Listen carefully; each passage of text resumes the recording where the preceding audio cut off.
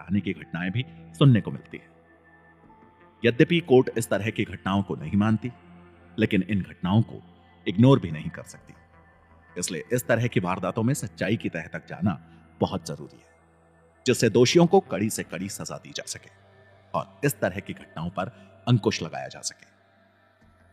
मासूम तारा के संग इन आरोपियों ने रेप करने के बाद जब उसकी हत्या की थी तो बहुत बड़े पैमाने पर बवाल हुआ था। तोड़फोड़ हुई थी, कई बसों को जला दिया गया था, जगह जगह प्रदर्शन हुए थे। पुलिस को कई बार प्रदर्शनकारियों पर लाठीचार्ज भी करना पड़ा था और कई शहरों में तो रैली भी रोकी गई थी। और तब बड़े पैमाने पर जन आक्रोश को देखते हुए और उनकी मांग पर सरकार ने इस केस की सीबीआई जांच को मंजूरी दे दी। तारा हत्याकांड का पहला आरोपी कामी सरपंच करामाती का पुत्र था। उम्र सिर्फ 22 साल। रेप के 5 इल्जाम पहले भी उस पर लग चुके थे और इन 5 केस में वो बाइज्जत बरी हो चुका था।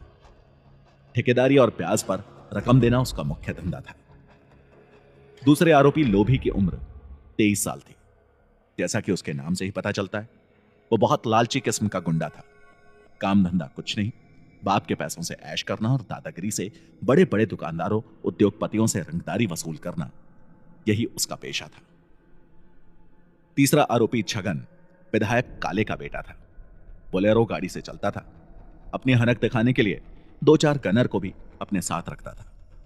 उसे कोई काम करने की जरूरत नहीं थी, क्योंकि बाप के पास करोड़ों की दौलत थी और वो यूनिवर्सिटी में छात्र संघ का दबंग नेता भी था। लोगों में उसका दबदबा इतना था कि 10-20 लोगों के सामने भी वो किसी का कत्ल कर देता, तब भी उसके विरुद्ध गवाही देने वाला कोई ना मिलता, क्योंकि जान है तो जहान है। ये बात उसने अपने सभी जानने वालों के दिमाग में भर दी थी और अप्रत्यक्ष रूप से उसकी खुली धमकी थी कि अगर किसी ने भी उसके विरुद्ध कोई गवाही देनी चाहिए तो वो जिंदा नहीं बचेगा। और चौथा आरोपी सोनू, जिसकी भरी अदालत में बेरहमी से हत्या कर दी गई, वो छगन का छोटा भाई था। ये 4 के चारों बड़े बाप के बिगड़ैल औलाद थे।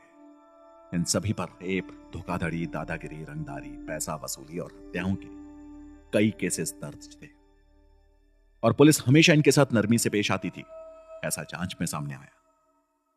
सीबीआई अधिकारी आप्टे ने उनके स्कूलों में जाकर भी उनके कारनामों की जांच की और मालूम हुआ कि इनके गुंडागर्दी से टीचर भी डरते थे।